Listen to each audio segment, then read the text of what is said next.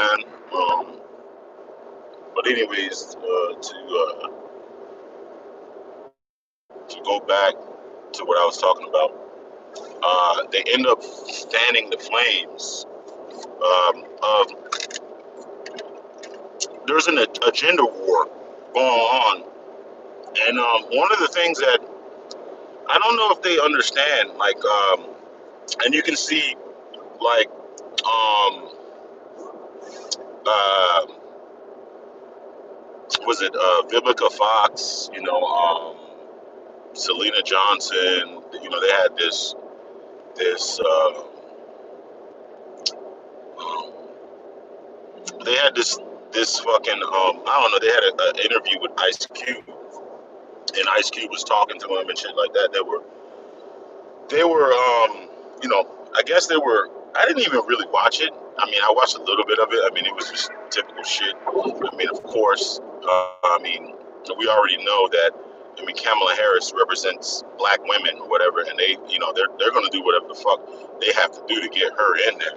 I mean, that's a source of power right there. I mean, you think that you're going to come in there and take that win or victory away from them? Fuck no. Of course they're going to give you fucking pushback. Of course they're going to give you lots of fucking pushback, which is, I mean, that's just what they do. They're going to give you a lot of pushback. But, sometimes, I mean, the internet is a fucking beast. Um, Watching that to a lot of these guys, it's like porn, especially the people that are frustrated with black women and in the mix of the vocal leaders um, of this gender war that's within Black America right now. Between the men and the women, they love this shit. They fucking love this shit. And the thing about it is I think Democrats run this shit when it comes to the gender war. Like you have people like the Root, the Shade Room, and all those type of people, like those entertainment spaces. They love the cultural gender war. And the thing about it is they get to promote that shit. They get to promote that shit, and I think what that does, it breeds defiance. It breeds defiance. As how dare you black men are going to do this or try to take this victory away from us, and then you see like people from a space like Jamel Hill, come out right away and and say what she did say, right? That makes you think, what the hell? There's something else going on. There's something else going on, and I think does who I honestly I think, and I'm not. I fucking like these motherfuckers, boy. Oh my god. I mean, I never ever like it's like not you're not talking to a human being anymore. It's like you can't make any statement or say anything without somebody trying to twist it or twist it or you're a Trump supporter or you're a Biden supporter, you this or you're that or you this or that, you're simp, you're doing this and that. Like, oh my fucking god, like these incel people that are on the internet need to fucking, you know, go out and go meet people, interact with fucking people. Because I think that's what it is. It's like, they've been, locked up so long and they're just hypersensitive. But it's like porn to them, Anytime they see a black man and a black woman or some type of disagreement, some type of strife, some type of anything, it's like red fucking meat to them. God damn, they love that shit. They love that shit so fucking much. And like, I think it's like, I don't know if it's just a business thing, but they want to promote that shit as much as fucking possible. They want to promote. They can't wait for that shit to happen. But I don't think that shit benefits um, black men that much because I think majority of the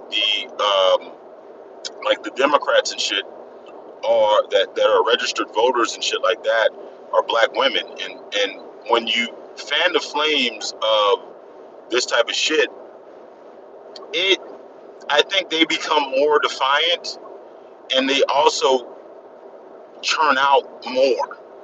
You know, Trump's definitely he's going to get an increase in the black vote, but I think Biden is going to get way more of an increase because of what's happening. You know, um, because most black men nowadays, 51% of black men right now are just from the numbers are single and childless, and so they're not really held at households. So you got to look at it from this perspective. They don't really control the voting in the household. So for every one of these, pro-Trump dudes that you can get to convert, I think you're gonna have like 5 or 6 black women that, you know, trying to defy that, and plus black women outnumber us in the country anyways, and plus they they vote at a higher percentage. So from a numbers perspective, I mean, there's no doubt that Trump is going to get more black men to come to vote for him. That's no thing because of the cultural gender war that we have going out there.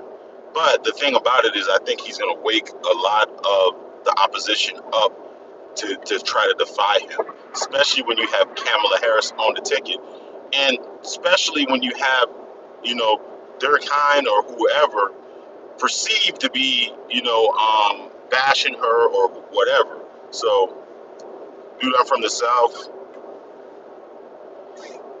They're leaving the Democrats in droves. Trump will win Florida easily. I mean, you know what? I mean, either way, I'm not. I mean, I'm sitting this one out. I'm not. I don't fuck with either one of them. But to tell you the truth, I don't think so. I really don't fucking think so. That's just my personal opinion. I really don't think so. I think he could have, but I think he's awakened a lot more people than you think. Because the thing about it is it's the numbers. He's going to get a lot of more black votes. He's going to get most of the Latino votes and shit like that. But the thing about it is, if he, the core demographic that that if they come out, he's going to be in some fucking trouble. He's going to be in some trouble if white women come out.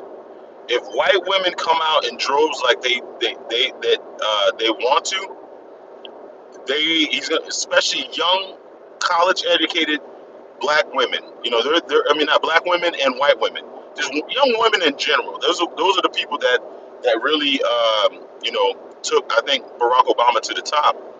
Was those type? I mean, were those people? If they come out in droves, I think that they will. I mean, they're probably they're gonna kill Trump chances, but that's the thing, and that was the one of the things that I was thinking, because there is a black gender culture war going on, and I think somebody like Ice Cube um, does fan it because of the exact rhetoric that he uses. Because he was using, he kept, talking about referring to black men, which is, and which is, when you do that, it does invoke a lot of chaos because of the relationship that black men and black women have together right now. It does incite some turbulence. It does, and I said that on a panel the other day, and they I guess that triggered a couple people, but it is what it is. Uh, uh, anyways, but I think that he is a what's a word? Not a lightning rod, but he is a not, I want to say a controversial figure, but he is. I don't know what the right term is, but he does invoke a little bit thing. That he's starting to invoke that in a lot of people. You know, I think, what I mean, the thing about it is, and I talked about this a long ass time ago, and I just can't believe that um, they haven't been on that mind frame the other. Like, I remember a couple years ago, there was a campaign for sitting on your hands and sitting on your hands and not vote, no vote. That was a campaign and whatever. And then, they were talking about, the reparations movement got to the top of the list, and all this type of shit. This turbulence has been going on for the last 50 years. It doesn't matter at this point. I mean, yeah, you're right. It doesn't matter. But the thing about it is like what the reality of this turbulence is like, does that hurt you or does that help you? I mean, I don't know. I really don't even know. It's just like, hey, you know what? Um, Democrats and shit like that were complacent last election cycle, and now you have triggering points. I mean, does it make a difference? I mean, you don't have to argue with me. It's just I'm not on either one of those damn sides about it. It's just it is it. Is it going to be less people standing on their hands? And we already know what the numbers look like. If the numbers, if you have a bigger turnout and less suppression and shit like that, you probably going to fucking lose. That's the thing. It's like, you don't get mad at me. Shit. It is. I mean, this is if this is what you want, this is what you're gonna get. You know, shit. If this is what you want, this is what you're gonna get. You're gonna get that. That's what you're gonna get. You're gonna get that. And I think is trying to deter Trump wins. I mean, that's why he's on a campaign or have all these different tactics. And I mean, it's been a classic Republican strategy to win. Um, you want to suppress the votes. You want to cause confusion. You want for some type of confusion to happen. You don't want to like let felons and shit like that know that they vote, because guess what? They heavily vote for Democrats. That's the thing. It's not thing. I mean, it's a strategy that you. I mean, you play the game to win, and that's what's going to win. But they're also, for every, I think thing, there's always a downside too. Waking up and getting more of these more black conservatives, especially in the media, to get them more vocal. I don't know if that will have an unintended consequence of more people, more black people, more type of people, coming out, and for every black conservative that you turn over, you might have you know 5 or 6 liberals, and right now, I mean, there's like I think like a 85-15 split or something like that within the Democratic Party. Is like 83% of the vote, and only like 17% goes to Republicans and shit like that. I think Trump is up to he had last time he had like 13%, and I think he's polling at 10%. If he can beat that, I mean, if he can double his numbers in the black vote, I think he has a chance. In key states. In key states, he has a chance because it's not just about the popular vote. If he, I mean, strategically he can, but also he can also lose it too. You know, honestly, I don't see Biden winning this election.